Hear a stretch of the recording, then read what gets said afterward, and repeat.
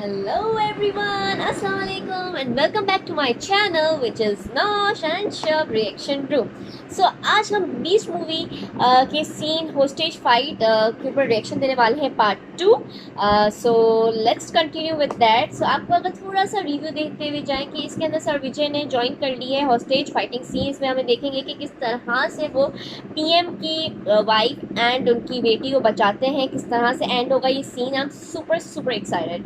So let's continue the reaction, but before that, do like this video, share this video with your loved ones and with your friends, and please support me by subscribing my channel, which is Nosh and Shab Reaction Room. So let's start the reaction. बाहर आ जाना चाहिए. Airport जाने के लिए 4 Volvo bus चाहिए और एक Boeing 747 भी. ये सब तैयार हो जाए तो फोन करना. अगर फोन नहीं किया तो 31 मिनट में इन दोनों के सर धड़ से अलग हो जाएंगे.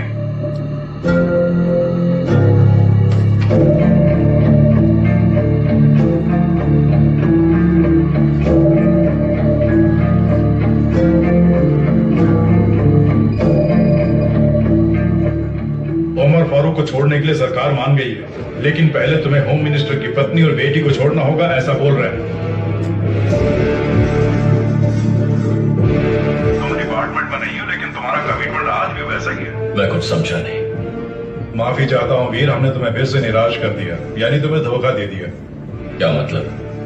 हम लोग उमर फारूक को छोड़ रहे हैं, इसलिए तुम ये ऑपरेशन बंद कर दो. इसके बाद जो कुछ भी होगा हम देख लेंगे. ये तो आप पहले भी कर सकते थे ना. बीच ऑपरेशन फैसला क्यों बदल दिया? वीर, ये हमारे हाथ में नहीं है. इलेक्शन का टाइम है, समझा करो. होम मिनिस्टर की बीवी और बेटी की गर्दन पर चाकू रखकर वो टीवी पे डिमांड कर रहा है. पूरा देश देख रहा है. अब ऐसे में हम क्या करें? ऊपर से प्रेशर आ रहा है.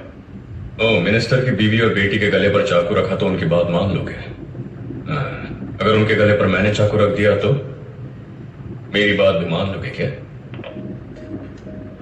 अरे यार, अपनी बात कह के फोन काट देता है. अब ये संकी क्या करेगा पता नहीं. क्या बोल रहा था? आखिर चाहता क्या है वो कहता कुछ नहीं है, करके दिखाता है.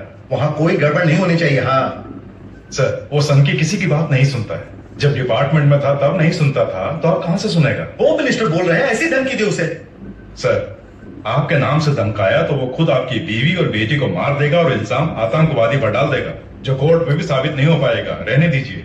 वो बहुत ही डेडली आदमी है, इसलिए उससे डील करना बेकार है. डेडली है? कितना डेडली हो सकता है वो? सर, कभी पागल हाथी देखा है? हाँ, मेरे गांव में ही था एक. हाँ? पागल हाथी कभी किसी के काबू में नहीं आता है. उसके पास जाने की कोई हिम्मत भी नहीं करता है. जब वो खुद थक जाता है, अपने आप रुक जाता है. वैसे ही इसे भी खुला छोड़ दीजिए, देखते हैं क्या करता है. मेरे ऑर्डर्स नजरअंदाज करके पागल हाथी की कहानी सुना के मुझे ही डरा रहा है. सर, शांत हो जाइए. मुझे खुद डर लग रहा है, पता नहीं वो क्या करेगा. खुद ही डर रहा है? कैसा ऑफिसर है तू? मुझे डर लग गया है.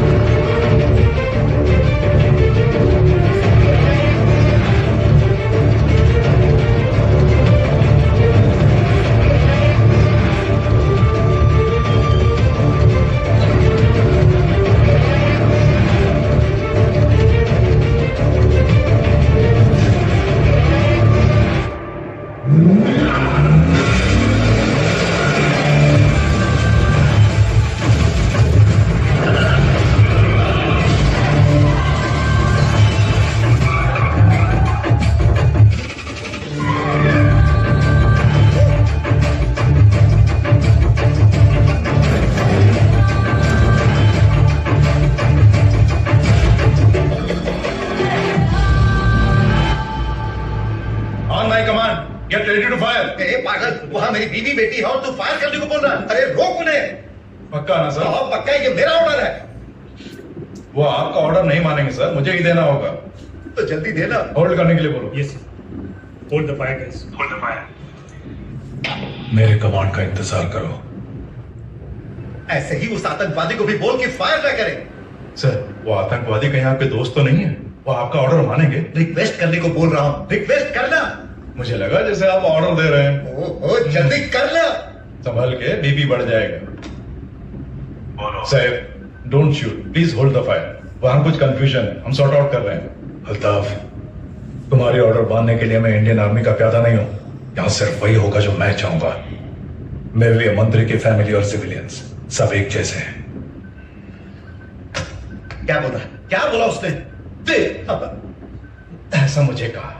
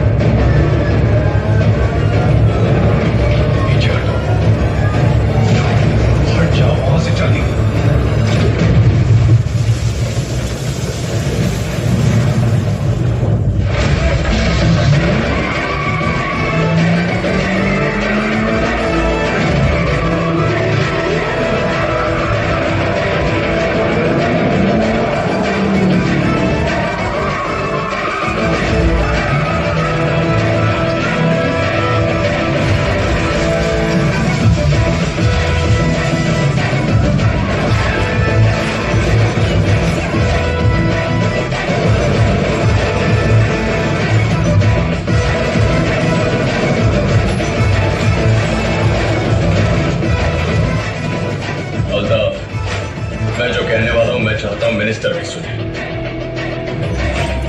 अगर उमर फारूक बाहर आया तो तुम्हारी बीवी और बेटी का सर धड़ से अलग होकर मॉल के बाहर मिलेगा। अगर वो शैतान जेल से बाहर निकला तो लाखों जाने जाएंगी, ये बात मैं भी जानता हूं और तुम भी।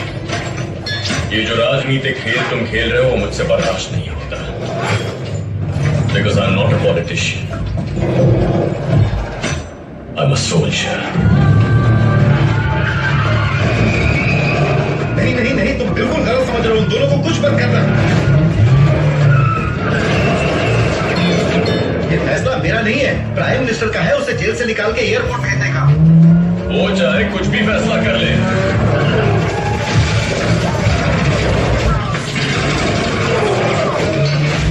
लेकिन एक बार मैंने जो कमिटमेंट करा उसके बाद मैं खुद की भी नहीं सुनता।